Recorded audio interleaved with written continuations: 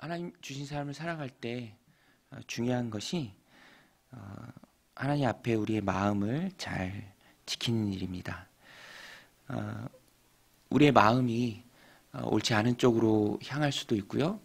또 그러나 그 마음을 잘 지켜내면서 하나님 기뻐하시는 삶을 살아갈 수도 있습니다.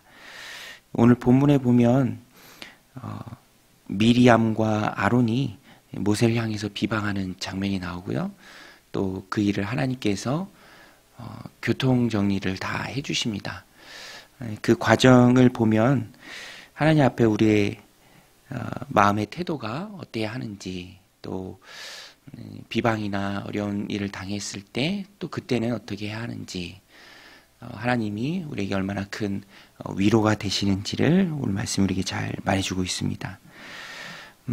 먼저는 비방하는 일에 있어서 굉장히 조심해야 한다라는 것입니다.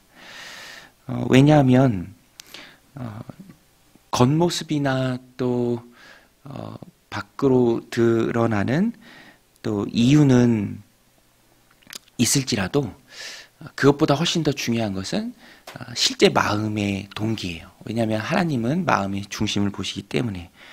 오늘 말씀해 보면 모세가 구스 여자를 취합니다.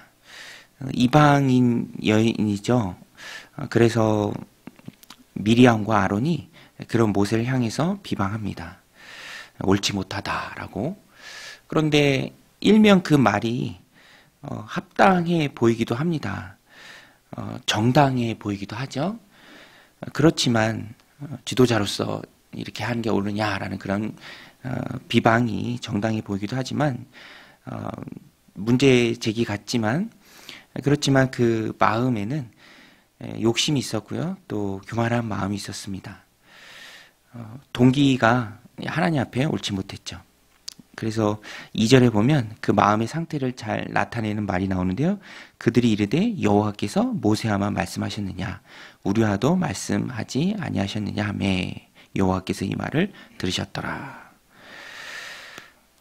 합당하다고 여기는 그런 언행이라 할지라도 그 동기가 하나님 앞에 옳지 못하다면, 그것이 욕심이고 그것이 교만이고 순수하지 못하다면 누군가를 향해 하는 그런 말에 있어서 굉장히 조심해야 합니다. 왜냐하면 하나님이 우리의 마음을 다 아시기 때문에 그렇죠. 그리고 특별히 모세와 같은 사람은 하나님 세우신 지도자이고요. 그래서 하나님께서도 말씀하시죠. 8절에 보면 그와는 내가 대면하여 명백히 말하고 은밀한 말로 하지 아니하며 그는 또 여호와의 형상을 보고는 너희가 어찌 내 종 모세 비방하기를 두려워하지 아니하느냐. 어떻게 모세를 향해서 그렇게 두려움 없이 할 수 있느냐라고 하나님께서 꼬집어서 말씀하십니다. 그래서 오늘 우리가 하나님 주신 삶을 살아가면서 첫 번째로 지켜야 할 것, 잠언의 말씀처럼 우리의 마음입니다.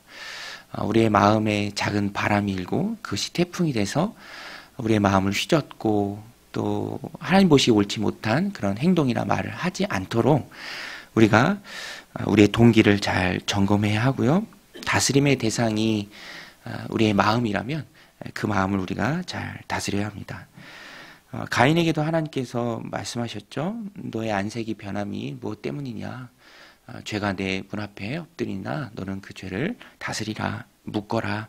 그 영향권 안에 들지 않도록 내 마음을 잘 지켜라 라는 것입니다. 우리가 너무나 잘 아는 것처럼 입으로 들어가는 것이 우리를 더럽게 하는 것이 아니고요. 우리의 마음에서 나오는 것이 우리를 더럽게 한다라는 것입니다. 그래서 우리가 마음을 잘 점검해야 하는데요. 마음의 상태를 나타내는 말이 있습니다. 그것이 내 머릿속에만 있든지 아니면 밖으로 나오든지 그 말을 통해서 우리의 마음의 상태를 알 수 있어요. 미리암과 아론은 겉으로는 정당한 문제 제기 같지만 그들이 하는 말을 보면 그것은 순수하지 못하고 어쩌면 하나님이 세우신 모세를 향한 그 권위에 대한 큰 도전이었다라는 것입니다. 그래서 하나님은 그것을 책망하시고요. 또 오늘 말씀에서 중요한 것이 책임이 따릅니다. 하나님께서 그냥 넘어가지 않으세요. 그래서 불러서 말씀하시고요. 또 미리암은 나병에 걸립니다. 9절에 보면 여호와께서 그들을 향하여 진노하시고 떠나심에 구름이 장막 위에서 떠나갔고 미리암은 나병에 걸려 눈과 같더라. 아론이 미리암을 본즉 나병에 걸렸는지라. 미리암이 나병에 걸리게 됩니다. 그러나 모세는 이런 모든 비방에 있어서도 우리가 어떻게 대처해야 할지도 알려주는 사람이 바로 모세입니다.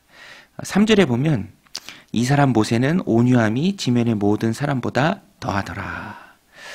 이 온유함이라는 것이 참 그리스도인들의 삶 속에서 하나님 채워주심에 많이 흘러나와야 할 것, 그런 그리스도의 성품 중에 하나입니다. 우리의 실생활과 참 밀접한 관련이 있어요. 온유함.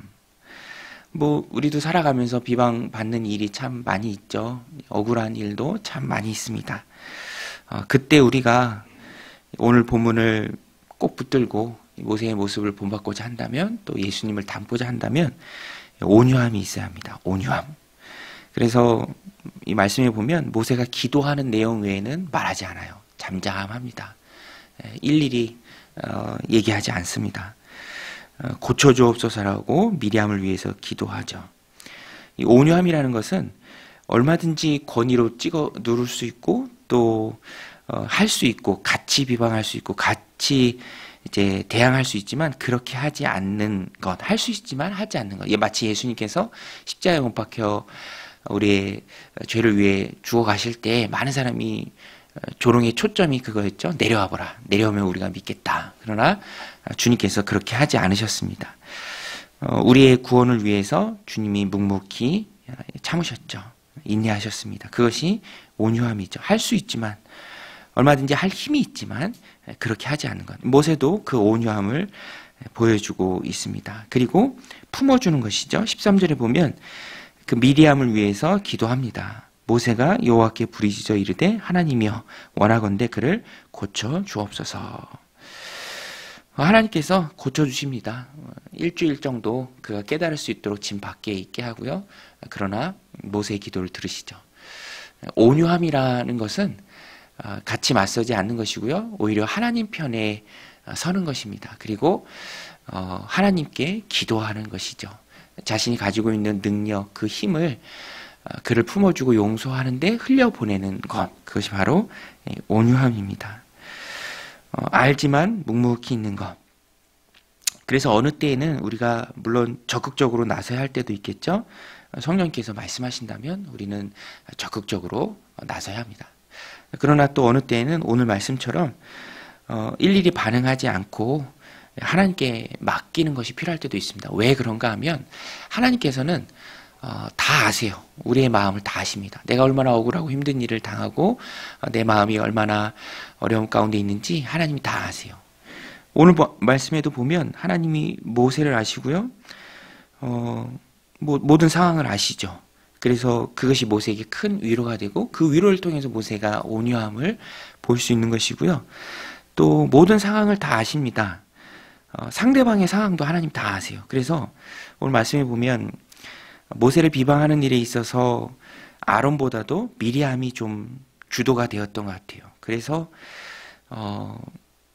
미리암만 나병에 걸립니다. 아론은 걸리지 않고요. 그래서 앞부분에도 보면 미리암이 먼저 나오죠. 미리암과 아론이 모세를 비방하니라. 미리암이 더 주도적으로 나섰던 책임이 컸던 것도 하나님이 다 아시고, 또 그로 인한 모세의 마음도 하나님이 다 아시고. 그래서 사람은 몰라줘도 가장 큰 위로는 그리스도인들에게는 하나님은 다 아신다. 내 마음을 다 아신다. 내 모든 상황을 아신다. 악한 자들이 비방하는 것도 그 책임의 중과도 하나님이 다 아십니다. 그래서 우리의 마음을 잘 지킨다라는 것은 다 아시는 하나님을 믿고 하나님이 알아서 다 정리해 주실 것이다 라는 것을 믿고 하나님 편에 서고, 우리는 마음을 잘 지키면서 일일이 맞서지 않고 예수님처럼 또 모세처럼 온유함을 흘려보내는 것입니다. 그럴 때 하나님께서 하나님을 위해서 또 나를 통해서 나를 위해서 하나님께서 일하실 줄로 믿습니다. 오늘도 하나님 허락하신 귀한 하루의 삶을 살아갈 때 온유함을 흘려보내는 저와 여러분들이 다 되시기를, 그래서 날 위해 일하시고 역사하신 그 하나님을 체험하는 복된 하루가 되시기를 주님의 이름으로 간절히 축원드립니다. 우리 같이 말씀 붙들고 기도할 때 하나님, 오늘도 우리가 우리의 삶 가운데 온유함을 흘려보내게 하옵소서.